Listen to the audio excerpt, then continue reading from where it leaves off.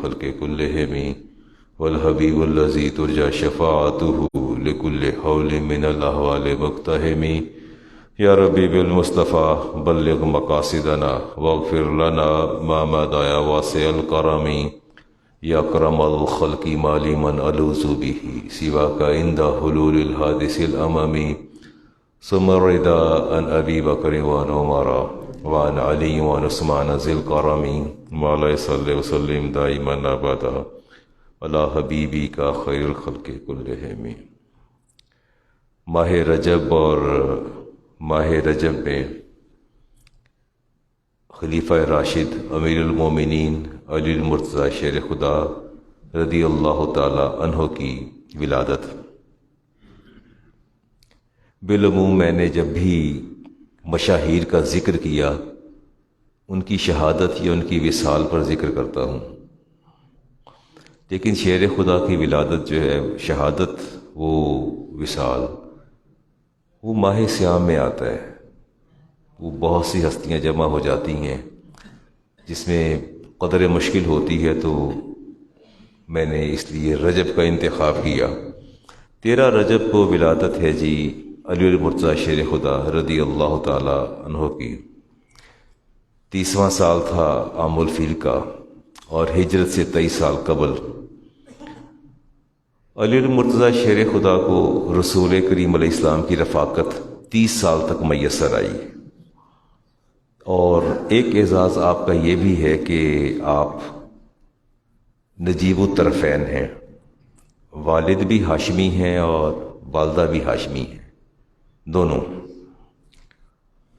رسول کریم علیہ السلام نے ارشاد فرمایا کہ سب سے زیادہ تعظیم کا استحقاق بنو ہاشم کو ہے۔ اللہ تعالیٰ نے جبریل امین عرض کیا، یا رسول اللہ، میں نے مشارق و مغارب رب کے دیکھے، لیکن میں نے آپ سے افضل کسی کا خاندان نہیں دیکھا اور آپ سے افضل لوگ نہیں دیکھے، اللہ کی مخلوق کو میں نے دیکھا۔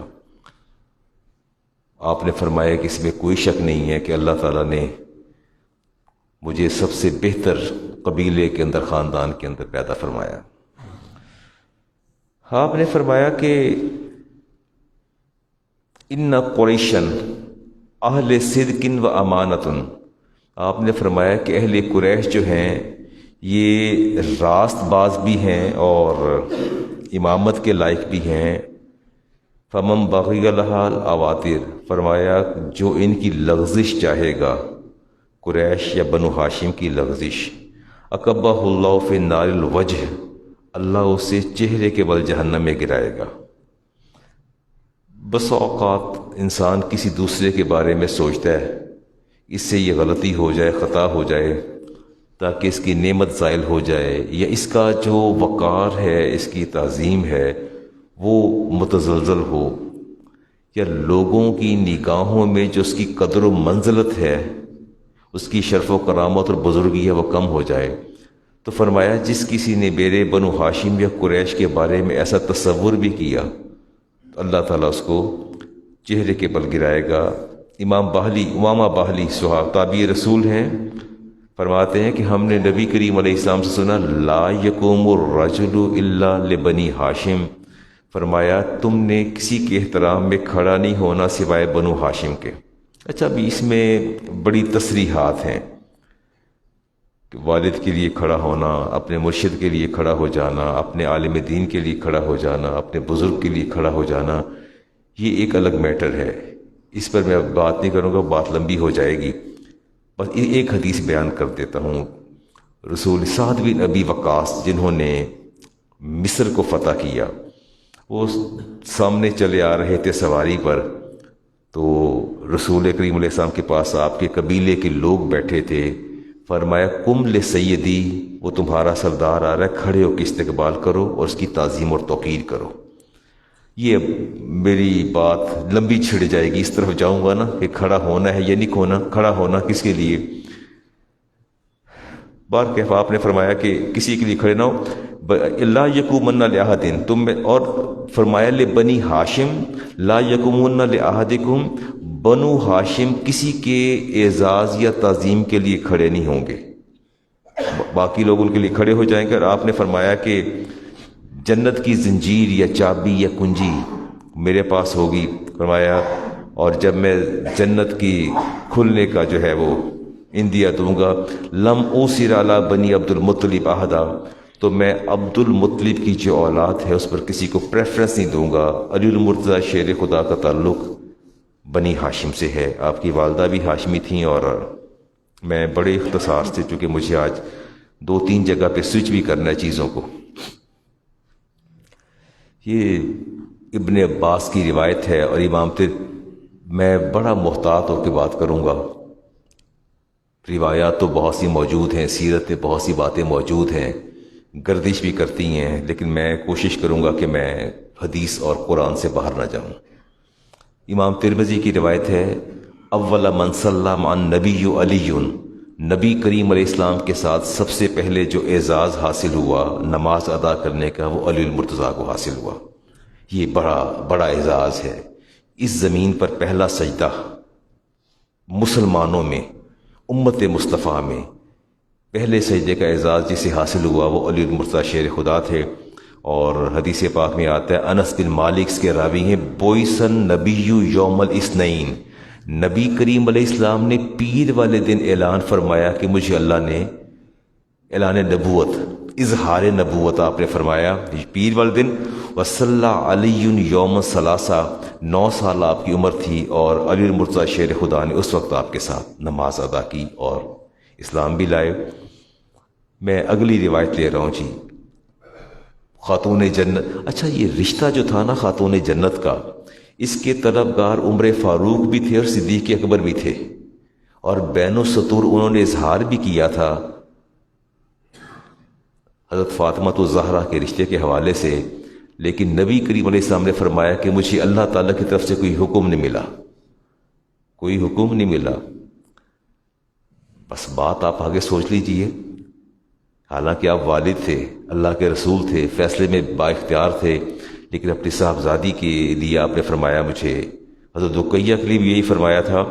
پھر آپ نے فرمایا ان اللہ امرنی، پھر بلایا صحابہ کو اور فرمایا ان اللہ امرنی، اللہ نے مجھے حکم دیا ہے ان ازوج فاطمہ بنت خدیجہ من علی بن ابی طالب، مجھے اللہ نے حکم دیا ہے کہ اے محمد صلی اللہ علیہ وسلم اپنی صاحبزادی فاطمہ بنت خدیجہ کا نکاح آپ نے علی ابن ابی طالب سے کرنا ہے.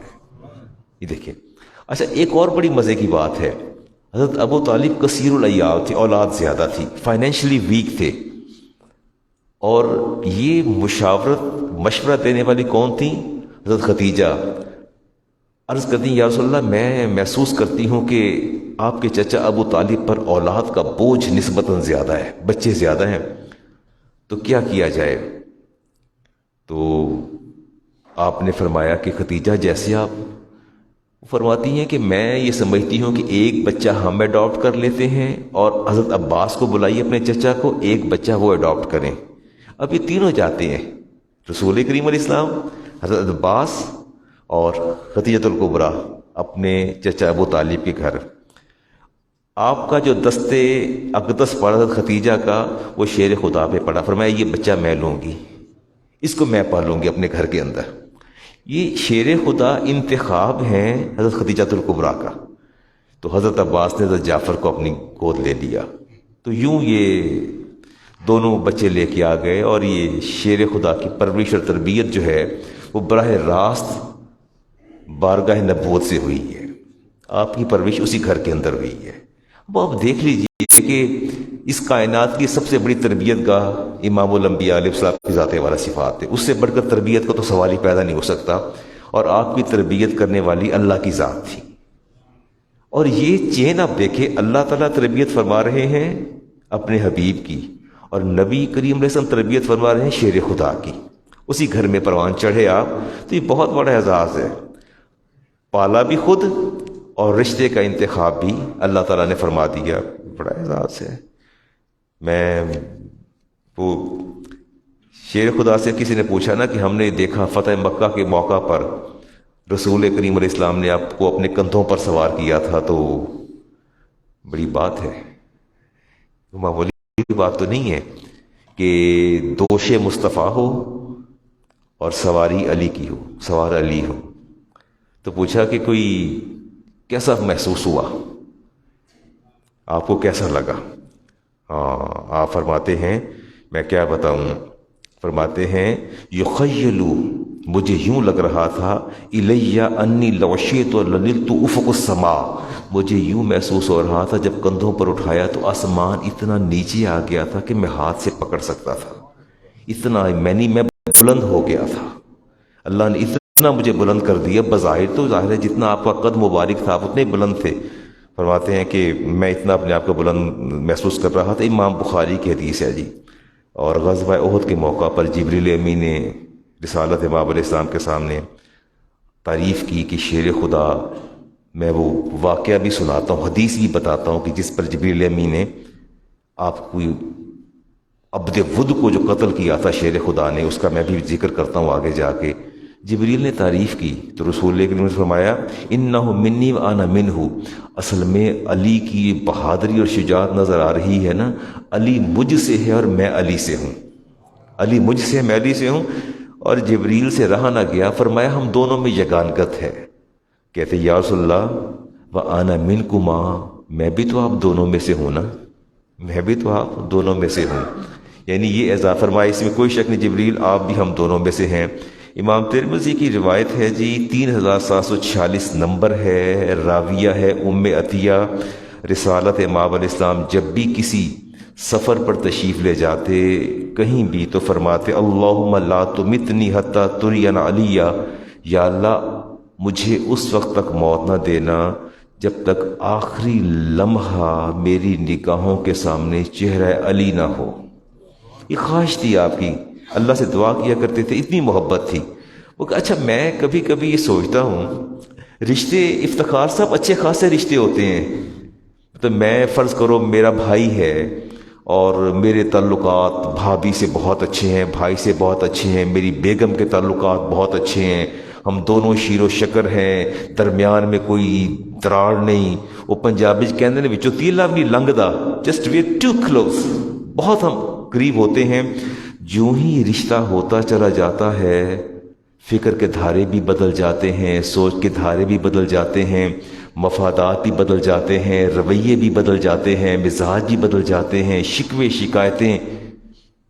بہت کم میں نے دیکھا، بہت کم ایسا ہوا کہ رشتہ داروں کے اندر رشتے طے ہو جائیں اور اس کے بعد وہ بخیر و خوبی انجام پذیر ہو جائیں۔ یہ میری پرسیپشن یا میرا اپنا ایکسپیرینس ہے، یہ میں نے دیکھا کہ پھر اس کے اندر جو دراڑیں پڑتی ہیں رکھنے پڑتے ہیں، بندہ سوچتا چلا جاتا ہے کہ یہ کیا ہے، سمجھ نہیں آتی یہ ہوا کیا ہے، وہ محبتیں کہاں گئیں، وہ چاہتیں کہاں گئیں، وہ الفتیں کہاں گئیں، ایک دوسرے کے بغیر جینا نہیں ہے، مرنا نہیں ہے، صبح وہ شام وہ، ہر خوشی غمی میں بڑھ بڑھ کے شریک ہوتے ہیں۔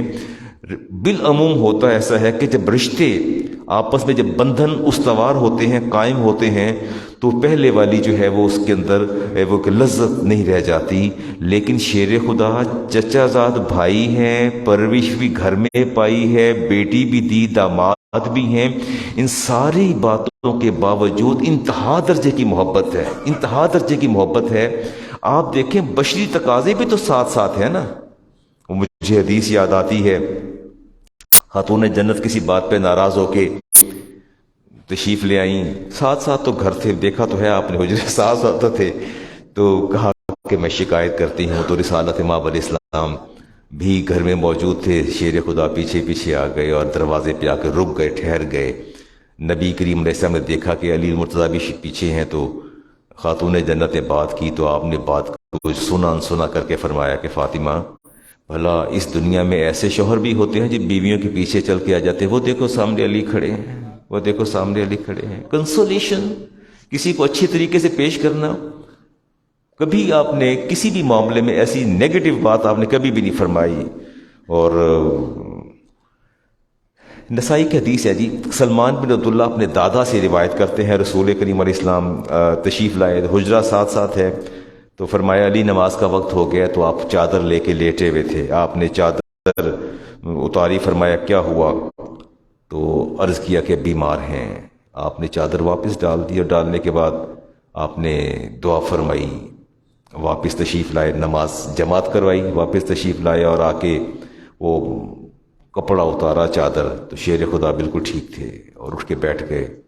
تو آپ نے فرمایا کہ علی آپ کو پتہ ہے کہ آپ کی صحت یابی کے پیچھے راز کیا ہے؟ عرض کیا نہیں. فرمایا سألت ما سألت ربی شی'a فی صلاتی الا اعطانی، میں نے جب بھی نماز ادا کی ہے اللہ سے، میں نے جب بھی کوئی دعا مانگی ہے اللہ نے مجھے وہ ضرور عطا فرما دی ہے. فرمایا وما سألت شی'a الا سألت لک، اور جو میں اللہ سے سوال اپنی ذات کے لیے کرتا ہوں وہی سوال میں آپ کے لیے بھی کرتا ہوں. میں نے صحت کی دعا کی ہے، اللہ نے آپ کو صحت عطا فرما دی. انتہا درجے کی محبت سے جی جتنا بھی. اور ہماری زندگی میں ایسا ہوتا ہے نا کہ کبھی جب بندہ فلیئر اپ ہو جاتا ہے، بہت زیادہ غصے میں آ جاتا ہے، اور پھر جب کوئی سامنے ٹھہر نہیں سکتا تو پھر ہم سوچتے ہیں کہ کسی ایسے بندے کو بلاؤ جن کو دیکھ کے ان کا غصہ ٹھنڈا ہو جائے. ایسا ہی ہوتا ہے نا، ہر بندہ نہیں ٹھہر سکتا. فرض کریں کہ گھر میں والد صاحب غصے میں آ گئے ہیں، بیوی پر برس رہے ہیں، بیٹیوں پر، بہوؤں پر، بیٹے پر برس رہے ہیں، تو کہتے ہیں نہیں یہ اب ٹھنڈے نہیں ہوں گے، دادی کو بلا لو یا دادا کو بلا لو یا پھوپھی فلاں کو بلا لو، ان کو دیکھ کے چپ کر جاتے ہیں. تو ہمت تھی ٹھہرنے کی. میں یہ حدیث دیکھتا ہوں اور اکثر حیران بھی ہوتا ہوں. امام مستدرک کی روایت ہے، ام سلمہ فرماتی ہیں ان النبی کان اذا غضب، جب کبھی نبی کریم علیہ السلام کو بہت زیادہ غصہ ہوتا، لم یجتری احد منا یکلمہ، جب ہم میں سے کسی کو کلام کرنے کی جرت نہیں ہوتی تھی غیر علی ابن ابی طالب، سوائے ایک ہی ذات تھی، وہ تھی شیر خدا کی. جب سامنے آ جاتے تو آپ کا غصہ اور جلال کم ہو جاتا، آپ کلام کر لیتے تھے. یہ انتہا درجے کی محبت تھی جس کا میں کیا ذکر کروں. کوشش کرتا ہوں کہ کچھ اور بات بھی کروں. آپ نے فرمایا انا دار الحکمت علی بابوہا، میں حکمت کا گھر ہوں اور علی اس کا دروازہ ہے. اور فرمایا انا مدینۃ العلم وعلی بابوہا، علی اس کا دروازہ ہے. علی سے پوچھا گیا کہ آپ کو اللہ تعالیٰ نے کبھی موقع ملا تو بتاؤں گا. فقاہت کے حوالے سے ڈسیژن پاور جو شیر خدا کے اندر تھی نا، یو کین نیور امیجن، آپ تصور نہیں کر سکتے کہ آپ کی ڈسیژن پاور کیا تھی. یہاں سے دیکھ لیجئے کہ عمر فاروق کے بارے میں نبی کریم علیہ السلام نے ارشاد فرمایا تھا کہ اگر میرے بعد کوئی نبی ہوتا تو عمر ہوتے، جو کہ علم کے اندر اللہ تعالیٰ نے سارے نبوت کے اوصاف پیدا کر دیے ہیں. اور وہ کیا فرماتے ہیں؟ اچھا شیر خدا سے کسی نے پوچھا کہ یہ آپ کا جو علمی مقام اور آپ کا وقار اور آپ کی جو قوت فیصلہ اور صائب فیصلہ، اس کی وجہ کیا ہے؟ تو کہتے ہیں بما ھذا لعب رسول اللہ زکن زکا، اصل میں وہ جو نبی کریم علیہ السلام نے مجھے اپنے لعاب کی گھٹی دی تھی نا، یہ سارا اس کا ایفیکٹ تھا، سارا اس کا ایفیکٹ تھا، یہ سارے اسی کے اثرات تھے.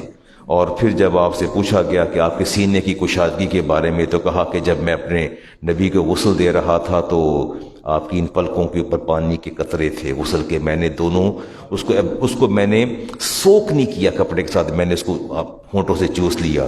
تو فرماتے کہ مجھے اپنے اندر ایسی تبدیلی محسوس ہوئی کہ میں بتا نہیں سکتا.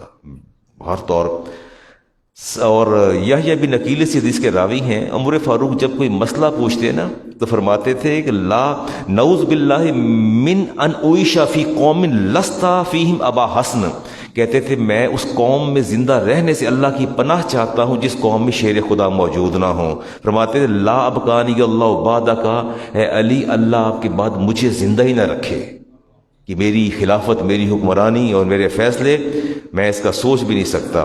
اور اب میں ڈسیژن کی کیا بات کروں جی. سید عمر فاروق فرماتے ہیں کہ اقضا بین الناس وتجرد الحرب، جب کبھی جہاد پہ جانا ہوتا تو فرماتے ہیں کہ آپ جہاد پہ مت جائیے، آپ رک جائیے، جو کہ آپ مدینہ میں رہ کے فیصلے کریں گے. آپ کے فیصلے جو ہیں وہ ہمارے لیے بڑے اہم ہیں.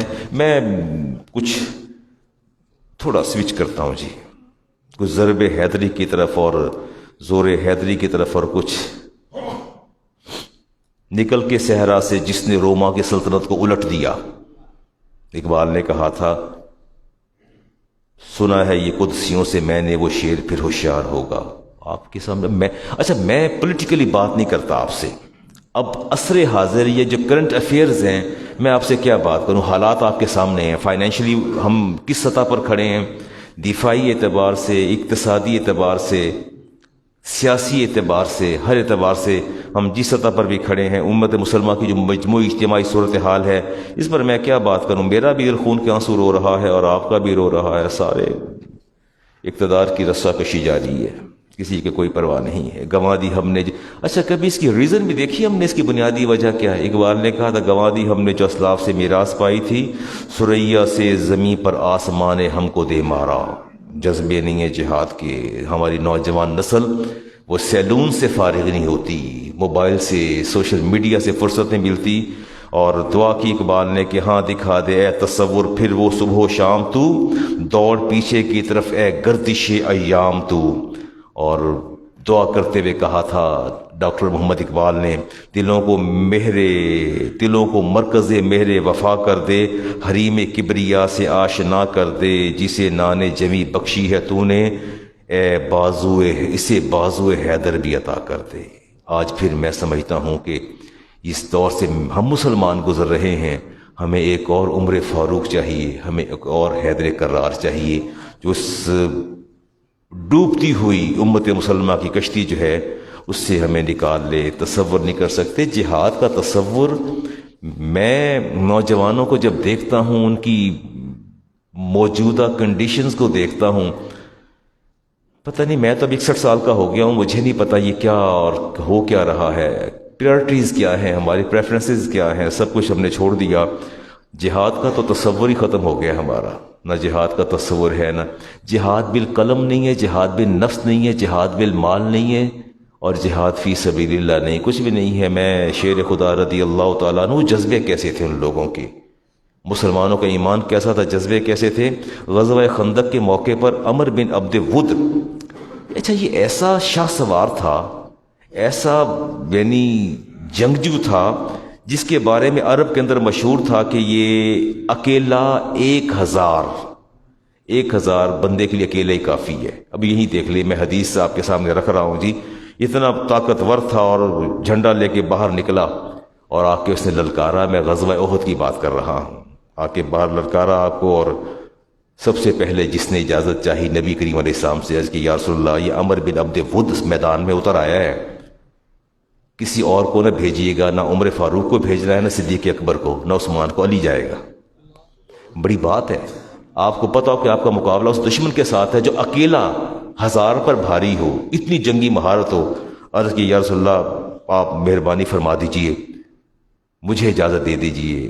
پہلے تو آپ نے سوچا کچھ دیر، مستدرک کی روایت لے رہا ہوں، امام حاکم نے اس کو نقل کیا، پھر آپ نے فرمایا اچھا علی اگر آپ جانا چاہتے ہیں تو پھر اس طرح نہ جائیے، یہ میری تلوار ذوالفقار یہ ہم آپ کے حوالے کرتے ہیں۔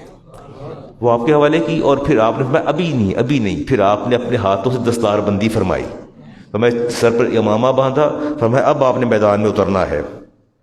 شیر خدا میدان میں اترے ہیں، اور اس کے بعد پھر آپ نے دستار باندھی، ہاتھ میں ذوالفقار دی، اور ساتھ دعا کیا فرمائی، اللہم اعنہ علیہ، یا اللہ یہ بدترین دشمن تیرے نبی کا میدان میں اترا ہے، اس کے مقابلے میں علی کو بھیج رہا ہوں، اللہم اعنہ علیہ، یا اللہ اس پر میرے علی کو فتح دے دینا۔ یہ دعا بھی فرما دیا آپ نے۔ شیر خدا میدان میں اترتے ہیں جی، اور اشعار پڑھتے ہیں، ظاہر ہے عرب کے مزاج میں تھا، دیوان کے دیوان ان کو یاد تھے، اشعار پڑھتے اترے ہیں اور کہتے ہیں یا عمر انک کنت احط اللہ لا یدعوک رجل من قریش، اے عمر تو نے مجھ سے وعدہ کیا تھا، تو نے مجھ سے وعدہ کیا تھا کہ اگر قریش میں سے تمہیں کوئی دعوت دے گا ہدایت کی، رجل من قریش الی احدی خلۃ الا اخذتہ معی، فرمایا تم نے وعدہ کیا تھا کہ اگر قریش میں سے مجھے کوئی اچھی بات کی دعوت دے گا تو اسے میں ضرور قبول کروں گا۔ یہ آپ کے ہاتھ میں ذوالفقار تھی، میدان میں آ کے پہلی بات اسے آپ نے یہ کہی، فرمایا تیرا وعدہ تھا میرے ساتھ، تجھے کوئی حق کی طرف بلائے گا راہ راست پر تو اس کی بات کو ضرور اختیار کرے گا۔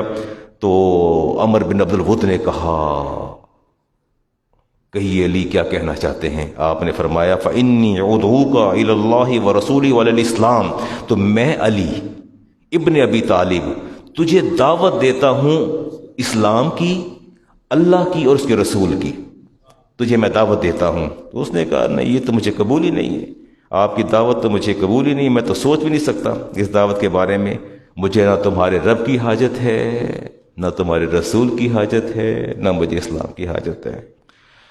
ہاں کہا تو پھر مقابلے کے لیے تیار ہو جاؤ، پھر تو مقابلہ ہوگا، اور تو اس کا دوسرا حل کوئی نہیں ہے۔ اس نے عمر بن عبد الود نے کہا، میں حدیث پاک کے الفاظ ہیں، لما یا اخی یا ابن اخی فواللہ ما احب ان اقتلک، میں میرے بھائی کے بیٹے، میرے بھتیجے، خدا کی قسم مجھے تو یہ بات پسند ہی نہیں کہ میں تجھ پر وار کروں، تجھے قتل کروں۔ آپ نے فرمایا لکنی واللہ احب ان اقتلک، لیکن خدا کی قسم مجھے اس وقت تیرا سر تن سے جدا کرنا سب سے زیادہ عزیز ہے۔ اب ڈائلاگ دیکھیں نا آپس میں، وہ کہہ رہا ہے اے میرے بھائی کے بیٹے، اے میرے بھائی کے بیٹے، خدا کی قسم تجھ پر تلوار اٹھانا، وار کرنا مجھے قطعاً پسند نہیں ہے۔ کہتے ہیں لکنی واللہ احب ان اقتلک، خدا کی قسم مجھے اس وقت سب سے زیادہ پسند یہ ہے کہ میں تیرا سر تن سے جدا کر دوں۔ اتنی بات شیر خدا نے کی اور وہ اپنے آپ سے عمر بن عبد الود باہر ہو گیا، اس نے چھلانگ لگائی گھوڑے سے نیچے۔ اچھا جی میں آپ کو حکایت نہیں سنا رہا، کہیں عبارت پڑھ رہا ہوں کہیں عبارت نہیں پڑھ رہا، میں حدیث پڑھ رہا ہوں، امام حاکم کی مستدرک سے روایت ہے جو امام بخاری کی روایت کے مطابق بالکل صحیح ہے۔ اسے یہ نہ سوچے کہ مولانا کو رنگا میزی کر کے بات سنا رہے ہیں، میں آپ کو حدیث پڑھ رہا ہوں۔ تنگی وقت کی وجہ سے میں نے عربی عبارت کو چھوڑا، کہیں پڑھوں گا کہیں چھوڑ دوں گا۔ گھوڑے سے چھلانگ لگا دی نیچے اس نے اور غصے میں آ گیا، ایسے جیسے شعلہ بھڑکتا ہے، تلوار نکالی اور گھوڑے کے پاؤں کاٹ دیے۔ کہتے نہیں اب تو نہ پسپائی ہوگی نہ میں پیچھے جاؤں گا، آج آپ نہیں میں نہیں۔ اترنے کے بعد اس نے ایسا خوفناک اور بھیانک وار کیا شیر خدا پر کہ آگ کی طرح کوندا اور آگے بڑھا۔ آپ نے ڈھال آگے کی، وہ ڈھال کو چیرتی تلوار سیدھی آپ کے سر پر، آپ کے خود پہنا ہوا تھا آپ نے اس کے پر، اس کو آپ کے سر کو زخمی کر دیا۔ اب باقی شیر خدا تھے، جب آپ نے دیکھا اس کا تو وار ہی بڑا شدید ہے، آپ نے پلٹ کے زور سے نعرہ لگایا اللہ اکبر، تلوار اٹھا کے ذوالفقار چلائی، سیدھی کندھے کے رگ کاٹتی ہوئی گزر گئی یہاں سے، سیدھی کندھے کے رگ کاٹ۔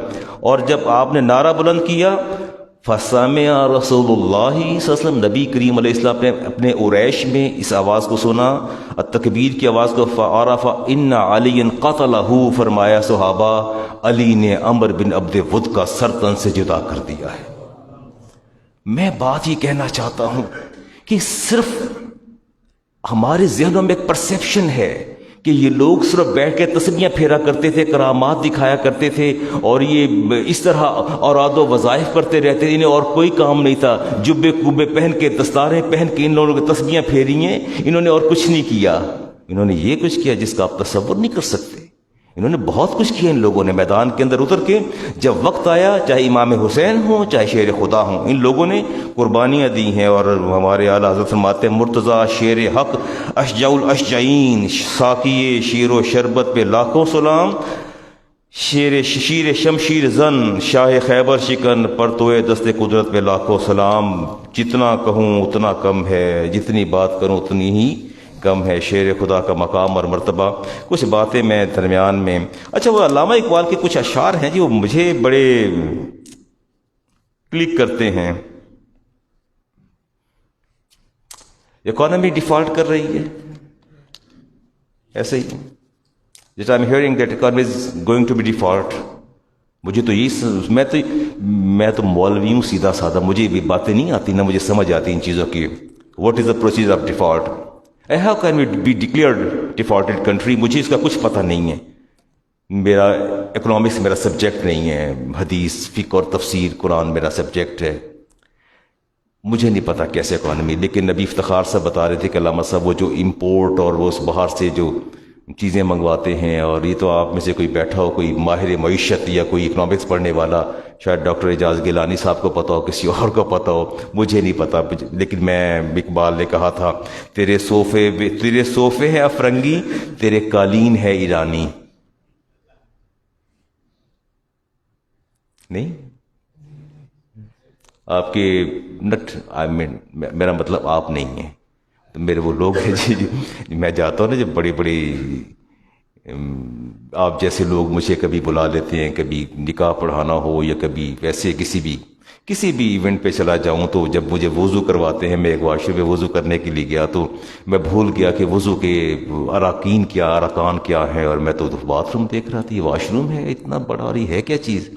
بعد میں انہوں نے مجھے بتایا کہ علامہ صاحب وہ، میں نے کہا یہ باتھ روم آپ کا بڑا سٹائلش اور بڑا ویسٹرن سٹائل کا، اور اس میں بڑی، انہوں نے بتایا کہ یہ اسپین، ٹوٹیاں اسپین سے آئی ہیں، کموڈ فلاں جگہ سے آیا، یہ فلاں جگہ سے ٹائلیں آئی ہیں، بتایا۔ کچھ نہیں کہتے، چھوڑ دیتے ہیں بات کو۔ تیرے صوفے ہیں افرنگی، تیرے قالین ہے ایرانی، لہو مجھ کو رلاتی ہے جوانوں کی تن آسانی۔ نہیں،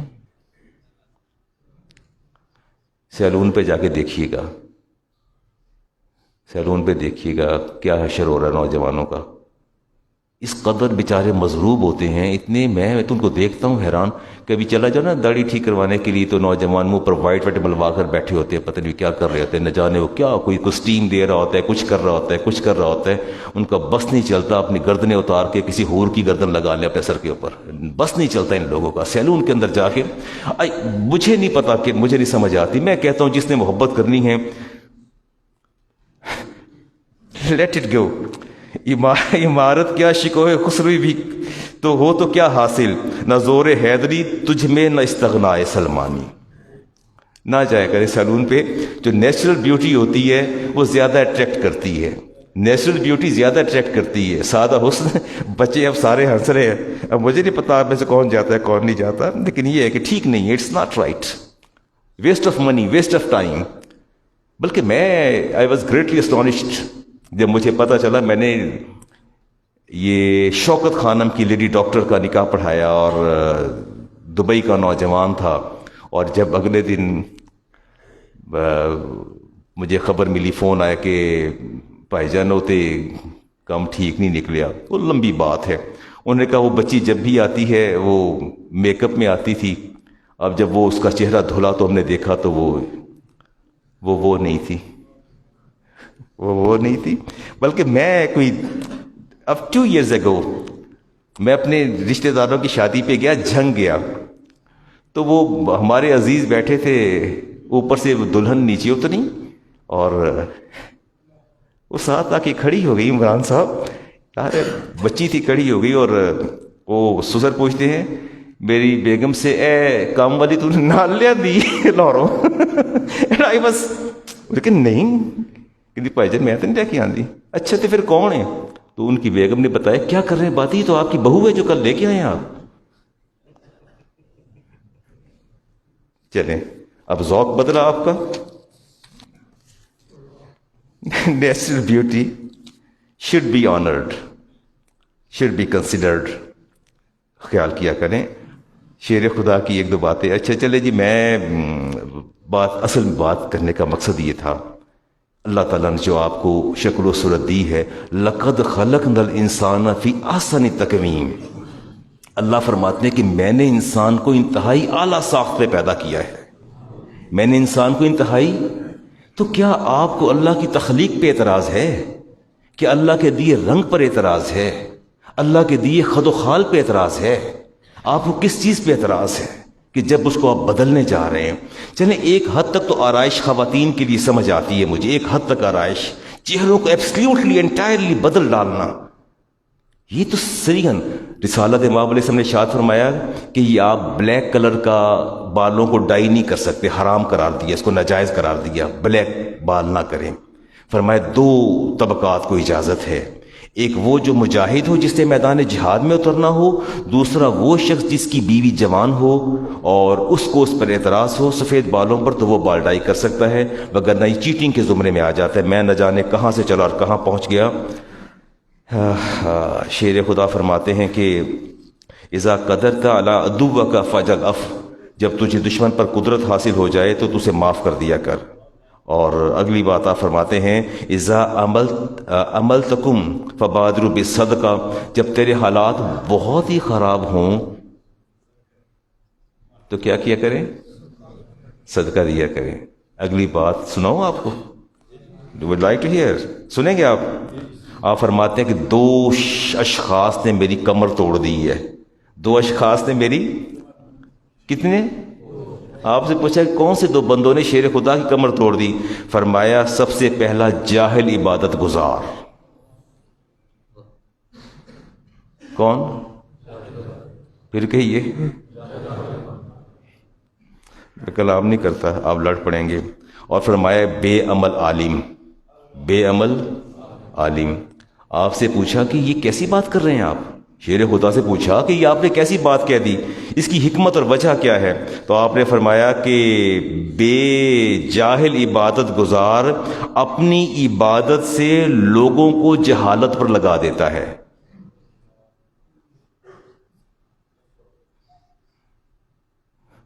میرے پاس جب لوگ مجھ سے رابطہ کرتے ہیں نا تو کہ علامہ صاحب میں یہ بھی وظیفہ کر رہا ہوں، یہ بھی کر رہا ہوں، میں نے یہ بھی کیا، میں نے وہ بھی کیا، میں نے وہ بھی کیا، تو میں نے کہا یہ معمولات زندگی کہاں گئے، روزگار حیات کہاں گیا آپ کا؟ میں فلاں صوفی صاحب کے پاس گیا تھا، صوفی صاحب نے کہا کہ یہ کرنا ہے، یہ کرنا ہے، اور کوئی قبرستان بھاگا جا رہا ہے، کوئی وہاں نہ جانے پتلی ڈالیں پھینک کے چلا جا رہا ہے، کوئی سریاں پھینک کے چلا جا رہا ہے، کوئی پائپ پھینک کے چلا جا رہا ہے، کچھ کیے چلا جا رہا ہے، نہ جانے کیا کیا کر رہے ہیں۔ تو وہ کہتے ہیں کہ شیر خدا فرماتے ہیں کہ مجھے سب سے پہلے یہ جو میری کمر توڑی جاہل عبادت گزاروں نے۔ کس نے توڑی؟ اور فرمایا دوسرا بے عمل عالم نے۔ بے عمل عالم جو بدعملی کا شکار ہوتا ہے وہ اپنی بدعملی کی وجہ سے لوگوں کو بیزار کر دیتا ہے۔ اچھا جی، میں نے کوئی ارادہ کیا تھا کہ میں کچھ، اب مجھے کہا گیا کہ علامہ صاحب آپ نے کوئی 5-6 سال پہلے نمازوں کو ہماری سیدھا کیا تھا۔ سیدھا تو آلریڈی آپ کی نمازیں ماشاءاللہ درجہ اقوم کو پہنچی ہوئی ہیں، میں اس پہ تو اعتراض نہیں کرتا، اور لیکن اس میں یہ ہے کہ اس کو کچھ چیزوں کا اعادہ کرتے ہیں۔ اب ہم تھوڑے سے 5-7 منٹ نا نیت سے شروع کریں گے، اس کو تکبیر تحریمہ، پھر قیام، پھر رکوع، کہ کیسے ان میں کیا کیا کرنا ہے کیا نہیں کرنا۔ سب سے پہلے اچھا آپ ایک بات مجھے فرما دیجئے کہ زبان سے نیت کرنا ضروری ہے؟ 4 رکعت 2 رکعت فرض اللہ تعالیٰ کے لیے، اور وقت نماز جمعہ اور پیچھے اس امام کے، از اٹ نیسیسری؟ نہیں نیسیسری، بیکاز نبی کریم علیہ السلام نے اپنی حیات طیبہ میں 30,000 سے زائد نمازیں ادا کی ہیں، مور دین 30,000۔ کتنی نماز ادا کی ہیں؟ آپ نے کسی نماز کی نیت اس طرح زبان سے ادا نہیں فرمائی۔ صحابہ کبار خلفائے راشدین نے کبھی اس طرح زبان سے نیت ادا نہیں کی۔ ہمارے فقہاء نے ہمیں لکھا کہ یہ نیت اس لیے کی جاتی ہے کہ انسان اپنی سوچ اور فکر کو مجتمع کر لے، یعنی آپ باہر سے تشریف لائے ہیں، ذہن میں خیالات آ رہے ہیں، مختلف باتیں آ رہی ہیں، جب آپ رک جاتے ہیں، ساکت اور جامد ہو جاتے ہیں اور پھر کچھ کلمات کہتے ہیں تو یکسوئی اور توجہ جو ہے وہ آپ کی نماز کی طرف آ جاتی ہے۔ اس کی حکمت صرف یہ ہے، ادروائز کوئی ایسی بات نہیں ہے۔ دوسری بات ہے جی تکبیر تحریمہ کے حوالے سے 2 باتیں کروں گا۔ تکبیر تحریمہ کے حوالے سے خلاد بن رافع، امام بخاری کی حدیث ہے، 757 اس کا نمبر ہے، فرماتے ہیں کہ مجھے میرے نبی نے خود نماز سکھائی، اذا قمت الی الصلاۃ فکبر، جب آپ نے نماز کے لیے کھڑے ہونا ہے تو کیا کہنا ہے؟ تکبیر، کبر، تکبیر کہنی ہے آپ نے۔ اور وائل بن حجر فرماتے ہیں، ابو داؤد کی حدیث، یہ ہاتھ کیسے اٹھانے اور کہاں تک لے کے جانے ہیں؟ کوئی اٹھا دے، یا تو سامنے آ کے اٹھا دے، مجھے کوئی سکھا دے ایسے اٹھانے ہاتھ۔ جی انصر صاحب مجھے سمجھا دیجئے کہاں کیسے ہے؟ لو تک، یہ اس کو لو کہتے ہیں، یہ انگوٹھے یہ اس طرف آئیں گے۔ اگر میں نہ ٹچ کروں، یہ ٹچ ضرور کرنا ضروری ہے۔ چلیں جی، آپ نے میری رہنمائی اصلاح فرمائی کہ مولانا آپ نے کان ٹچ کریں یا نہ کریں کانوں کی لو کو انگوٹھے کے ساتھ، ٹھیک ہے، اور آپ یہ بھی میری رہنمائی فرما رہے ہیں کہ ہاتھ سیدھے ہونے چاہیے، ہتھیلیاں کس طرف ہونی چاہیے؟ بہت شکریہ، آپ نے میری رہنمائی فرمائی۔ انہ ابصر النبی حین قام الی الصلاۃ، آپ فرماتے ہیں وائل بن حجر جب ہم نے نبی کی حدیث میں پڑھ دیتا ہوں، اصلاح میری آپ فرما دیجیے۔ فرمایا اذا قمت الی الصلاۃ فکبر ثم اقرأ الصلاۃ رفع یدیہ حتی کانتا بحیال منکبیہ وھذا ابہامہ اذنیہ، یہ آپ کے ایک ہاتھ یہ کان کے مد مقابل آ جائیں گے، چھونے تب بھی ٹھیک ہے، نہ چھوئیں تب بھی ٹھیک ہے۔ ٹھیک ہو گیا جی۔ اگلی بات، چھوٹی سی بات اور بھی کر لوں آپ کے ساتھ، یہ ہاتھ کہاں لے کے جاؤں؟ آپ سے نیچے ناف امبلائکس بیلی بٹن، اس سے اس کے اوپر یا نیچے؟ نہیں جی، کوئی اور رہنمائی کرتے، کہاں ہاتھ لے کے جاؤں؟ ناف پر، زیر ناف یا ناف، یا کہاں باندھوں ہاتھ؟ اچھا پہلے یہ بتائیں باندھوں کیسے؟ یہ اس کو اس کے اوپر رکھنا ہے، اس کو اس کے اوپر رکھنا ہے؟ جی بتا دیں، کوئی بات نہیں، کیا ہے؟ اللہ تعالیٰ راضی ہوں گے آپ سے، آپ اس کی عطا کردہ نماز سیکھ رہے ہیں، بلکہ مجھے سکھا رہے ہیں۔ یہ دایاں ہاتھ ہے، یہ بایاں ہے، یہاں سے پکڑ لوں، کلائی سے پکڑے، 1 2 3 4 5، یہ 5 انگلیاں، ان کی ڈائریکشنز اور اس کا سٹیٹس کیا ہوگا؟ کیسے رکھوں؟ 3 انگلیاں میں یہاں رکھ لوں، یہ کلائی پر ایسے رکھ لوں 3 انگلیاں، انگوٹھے کو اور لٹل فنگر اور تھمب سے کہاں لے جاؤں؟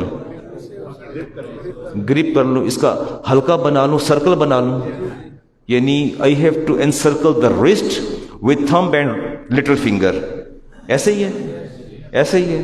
یعنی آپ نے مجھے یہ سمجھایا کہ مولانا جب آپ نے ہاتھ باندھنے ہیں تو آپ نے لٹل فنگر کو اور تھمب انگوٹھے کو دونوں کو ان سے انسرکل کرنا ہے، اپنی رسٹ کو، اپنی کلائی کو آپ نے کرنا ہے۔ چلیے ٹھیک ہو گیا جی، چلیے 2 4 باتیں ہم نے سیکھ لیں۔ آئیے کہ آخری مرحلے پر بات کرتے ہیں جی، بولی والی کمیٹی پہ بات کر لیتے ہیں۔ میں کل گزرا ہوں، رکشے کے پیچھے لکھا ہوا تھا بول، ہر دکان، چوتھی 10ویں دکان پر پوسٹر لگے ہوتے ہیں، بولی والی کمیٹی۔ حافظ سرفراز صاحب نے مجھے 2 جمعے پہلے فرمایا تھا کہ یہ کمیٹی حلال ہے یا حرام ہے؟ کمیٹی حلال ہے یا حرام ہے؟ یہ بولی والی کمیٹی، بولی والی کمیٹی حلال ہے یا حرام ہے؟ حرام ہے۔ وہ لکھا ہوا تھا جی کم سے کم بولی 6 لاکھ، جو میں نے کل پڑھا ہے، کم سے کم بولی کتنی ہے؟ 30 لاکھ کی کمیٹی ہے، 15,000 ہے، تو کم سے کم جو کتنی ہے جی وہ 6 لاکھ بولی۔ اچھا یہ ہوتا کیا ہے، کوئی ہے اندازہ آپ کو؟ جو بندہ بولی لگاتا ہے، پر 30 لاکھ کی کمیٹی ہے، اس نے 6 لاکھ کی منیمم 6 لاکھ کی بولی لگاتا ہے، تو وہ اس کو کتنے پیسے پھر باقی ملتے ہیں؟ 24 لاکھ ملتا ہے۔ وہ 6 لاکھ کہاں جاتا ہے؟ ڈیوائیڈ ہو جاتا ہے۔ بات بڑے غور سے سنیں، بڑی توجہ سے۔ اللہ تبارک و تعالی ارشاد فرماتے ہیں یامرون بالمعروف وتنہون عن المنکر اولئک هم المفلحون۔ اللہ فرماتے ہیں کہ ان کو حرام سے روکو۔ Each and every person is abide by, you are bound, آپ پابند ہیں کہ جہاں لفظ دیکھیں بولی والی کمیٹی اور کوئی دوست ڈالے کہ یار حرام ہے، سرین حرام ہے۔ اب یہ حرام کیوں ہے، اس کا جواب میں دوں گا۔ آپ نے اپنا فرض پورا کرنا ہے، امر بالمعروف آپ نے کرنا ہے، روکنا ہے کہ یہ حرام ہے، اس کو نہ کرو، اور اگر آپ نہیں روکیں گے اللہ تعالیٰ آپ کو کبھی نہیں چھوڑے گا۔ ہر بندے نے امر بالمعروف کرنا ہے، جتنے لوگ بیٹھے ہیں سب نے امر بالمعروف کی بات کرنی ہے۔ اچھا حرام کیسے ہے جی؟ اچھا میں بتاتا ہوں، اب آپ نے فنگر ٹپ سے دیکھ، اس کے اندر سود ہے، جوا ہے، غرر ہے، 3 اسپیکٹس ہیں جو حرام ہیں۔ اس ایک کمیٹی میں تین اسپیکٹس ہیں۔ نمبر 1 گیمبلنگ، ٹھیک ہے، نمبر 2 سود ہے، انٹرسٹ ہے، اور غرر جسے چیٹ کہتے ہیں، دھوکہ کہتے ہیں، جس کا انجام پوشیدہ ہو۔ اب میں بات کرتا ہوں، دیکھیے گا جی، پہلی بات تو یہ ہے کہ خفیہ بندے کھڑے کر دیے جاتے ہیں جو بولی لگاتے ہیں، ایک تو یہ ڈرا بیک ہے اس کے اندر۔ دوسری بات یہ ہے کہ بندے کی مجبوری خریدی جاتی ہے، مجھے چاہیے، پیسے چاہیے، اور میری بیٹے کی شادی ہے، مجھے چاہیے، میں نے بولی دی 8 لاکھ 7 لاکھ 10 لاکھ میں نے بولی دے دی۔ اور تیسری یہ ہے کہ ہر بندے کی خواہش ہوتی ہے کہ بولی بڑھے۔ بولی بات تو بتائیے، ہم سب نے کمیٹی ڈالی بولی والی، میں نے 6 لاکھ کی بولی دے دی، 8 لاکھ کی بولی، 8 لاکھ آپ پہ تقسیم ہو گیا، یہ کس کھاتے میں آپ لے رہے ہیں جی پیسے؟ آپ نے جتنے پیسے میرے پاس جمع کروائے کمیٹی ڈالی ہے وہ قرض ہے نا، بتائیں قرض ہے نا بھی، بات کیجئے، قرض ہے، 100% قرض ہے، وہ مشترکہ معاملت پر آپ نے قرض دیا، واپس لینے نا پیسے آپ نے سارے، وہ تو لینے آپ نے سارے۔ اب آپ قرض پر نفع لے رہے ہیں، کیا لے رہے ہیں؟ تو یہی تو حدیث پاک میں آتا ہے کلو قرض جرہ منفعتہ فہو ربا، میرے نبی فرمایا جو قرض تمہیں نفع دلا دے وہی سود اور وہی حرام ہے۔ اور آپ نے فرمایا الربا 70 بابا ادناها کالذی یقع علی امہ، فرمایا سود کی جو سب سے منیمم جو گناہ ہے اپنی سگی ماں کے ساتھ زنا کر لینا ہے، the minimum sin of the interest۔ ادنا کا لفظ ہے، الربا 70 بابا ادناہا، جو منیمم لیول پر گناہ آ رہا ہے وہ اپنی ماں، سگی ماں جس نے جنم دیا اس کے ساتھ زنا کرنے کے برابر گناہ ہے۔ اللہ کے بندو روکیں۔ اگلی بات سنیں جی، اور اس میں جوا کیسے شامل ہے؟ جو جوے کی تعریف ہے، ہر وہ شرط جو مغلوب کا مال غالب کو دلا دے۔ کس کو دلا دے؟ مغلوب کا مال غالب کو دلا دے۔ مغلوب کا مال غالب کو ملتا ہے نا، میں نے 6 لاکھ چھوڑا ہے، میں مغلوب ہوا، غالب آپ ہے، آپ نے مال لیے نا، وہ 6 لاکھ لیے نا، وہ یہ اس کی شرط ہے۔ اور کمار گھٹنا بڑھنا سے کہتے ہیں ایک فریق دوسرے فریق کے نقصان پر فائدہ اٹھاتا ہے۔ نہیں اٹھاتے فائدہ آپ؟ میرا 6 لاکھ لیا مجھ سے آپ نے 30 ہے، دے مجھے آپ 24 رہے ہیں، اور میرا 6 لاکھ آپ سارے خود ہضم کیے چلے جا رہے ہیں۔ کیوں کر رہے ہیں؟ کس کھاتے میں کر رہے ہیں؟ وَلَا تَأْكُلُوا أَمْوَالَكُمْ بَيْنَكُمْ بِالْبَاطِلِ، سورہ بقرہ۔ اللہ فرماتے ہیں ایمان والو اپنے بھائیوں کا مال ناحق طریقے سے نہ کھایا کرو، ناحق طریقے سے مال نہ کھایا کرو۔ جی اگلی بات جی، اور حدیث قرآن کریم میں اللہ فرماتے ہیں یسألونک عن الخمر والمیسر، اے حبیب یہ آپ سے سوال کرتے ہیں خمر کے بارے میں، شراب کے بارے میں، جوئے کے بارے میں، قل فیہما اسم کبیر، اللہ فرماتے ہیں کہو کہ اس میں بڑا گناہ ہے۔ اس میں کیا ہے؟ گناہ کبیرہ ہے۔ ومنافع للناس، لوگوں کے لیے نفع بھی ہے، لوگوں کے لیے نفع بھی ہے۔ واسمہما اکبر من نفعہما، لیکن اس کا نفع اس کے گناہ سے کم ہے اور گناہ اس کا زیادہ ہے۔ پھر اللہ فرماتے ہیں سورۃ مائدہ میں یا ایھا الذین آمنوا انما الخمر والمیسر والانصاب والازلام رجس من عمل الشیطان، اے ایمان والو باز آ جاؤ، یہ شیطانی عمل ہے، شیطانی فعل ہے۔ فاجتنبوہ لعلکم تفلحون، باز آؤ، بچ جاؤ اس سے ورنہ شیطان کے راستے پہ چل پڑو گے۔ اگلی بات غرر کی، میں نے کی 3 چیزیں حرام ہیں بولی والی کمیٹی میں۔ کتنی چیزیں حرام ہیں؟ 3۔ غرر آ جاتا ہے۔ غرر کسے کہتے ہیں عربی میں؟ الغرر ما یکون مستور العاقبہ، جس کا انجام پوشیدہ ہو، جس کا انجام مجھے نہیں پتا کہ کس بولی پر، جب کمیٹی کی بولی لگتی ہے نا تو مجھے نہیں پتا کہ مجھے کتنے دینے پڑیں گے۔ بولی 6 پہ جائے گی، 7 پہ جائے گی، 8 پہ جائے گی، مجھے نہیں پتا، اور آپ کو بھی نہیں پتا کہ کنے چھڑے گا تو سانو کنے لبنے نے، پتہ ہے آپ کو؟ انجام پوشیدہ ہے نا، انجام پوشی، اسی کو غرر کہتے ہیں۔ اسی کو کیا کہتے ہیں؟ اسی کو غرر کہتے ہیں۔ اور ہر ممبر کو تخمینہ تو ہے کہ یار میں لبنا کچھ ہے، یہ 8 تے جائے 10 تے ٹکے 11 تے ٹکے، جیڑا بچے کا سانو لب جانا ہے، یہ تو بات ہے نا۔ آپ منتظر ہے جو بچے گا ہمیں تقسیم ہو جائے گا۔ اللہ تعالیٰ نے منع فرمایا، اور امام مسلم کی حدیث نہا رسول اللہ عن البیع الحساد و عن بیع الغرر، رسول کریم علیہ السلام نے ہمیں بے حساد سے، معدوم کی بے سے اور غرر کی بے سے منع فرمایا۔ فرمایا صحابہ یہ حرام ہے۔ معدوم کی بے کہتے ہیں کہ آپ کے پاس پلاٹ ایگزسٹ نہیں کر رہا، آپ کے پاس چیز موجود نہیں ہے، آپ کی کسٹڈی میں نہیں ہے، آپ کے قبضے میں نہیں، پھر آپ بیچے چلے جا رہے ہیں۔ اس پر میں پھر بات کروں گا، یہ ابھی بات پھر فائلوں کی چھڑ جائے گی، اور باقی آپ کی جو شپمنٹس ہے اس کی بات چھڑے گی، پھر بات کروں گا۔ لیکن یہ ہے کہ معدوم کی بے بھی حرام ہے، اور جس کا انجام پوشیدہ و غرر کی بے بھی حرام ہے۔ دونوں بے کیا ہیں؟ حرام ہیں۔ اللہ تعالیٰ فرماتے ہیں وَلَا تَأْكُلُوا أَمْوَالَكُمْ بَيْنَكُمْ بِالْبَاطِلِ، اے ایمان والو دوسروں کا مال دھوکے سے نہ کھایا کرو۔ چلیں مجھ سے وعدہ کیجیے، وعدہ کیجئے کہ آپ میں سے کوئی بولی والی کمیٹی نہیں، اللہ کی پناہ مانگے، اللہ کی وعدہ کرے کہ ہم نہیں، ہم اس کا فریق نہیں بنیں گے۔ میں نے لکی کمیٹی، اس پر میں نے 3 حرام پہلو بتائے نا، 3 حرام پہلو، 3 ہے نا۔ اگلے جمعے کو لکی کمیٹی پہ بات کروں، اس کے 6 حرام باتیں بتاؤں گا، 6 حرام پہلو۔ Then I discuss about the credit card, پھر میں کریڈٹ کارڈ پہ بات کروں گا، اس کا وے آؤٹ بھی دے دوں گا کہ کریڈٹ کارڈ اگر رکھنا مجبوری ہے تو what is the way out of that credit card, اس کا وے آؤٹ کیا ہے۔ لیکن اگلی بات مجھ سے یہ وعدہ کریں کہ اگر کہیں آپ کو بولی والی کمیٹی میں اپنا کوئی ریلیٹیوز انوالو نظر آ جاتا ہے، it is your utmost duty, it is your first obligation to stop him, to halt him. یہ آپ کی پہلی ڈیوٹی ہے کہ اس کو آپ روکیں کہ یار میرا فرض وما علی الا البلاغ، میرا کام تجھے بات پہنچانا ہے، ہم نے مولانا سے سنا۔ اس کے اندر 3 حرام پہلو ہیں، کمیٹی نہ ڈالو، یہ حرام ہے۔ ماں کو نہ حرام کھلاؤ، اولاد کو نہ کھلاؤ، نہ خود کھاؤ، نہ اپنی قبر خراب کرو۔ روکنا آپ کی ذمہ داری ہے، رک جائے تو اچھی بات ہے، نہ رکے تو اس کا اپنا ایمان ہے۔ سنتے عطا فرما لیجیے۔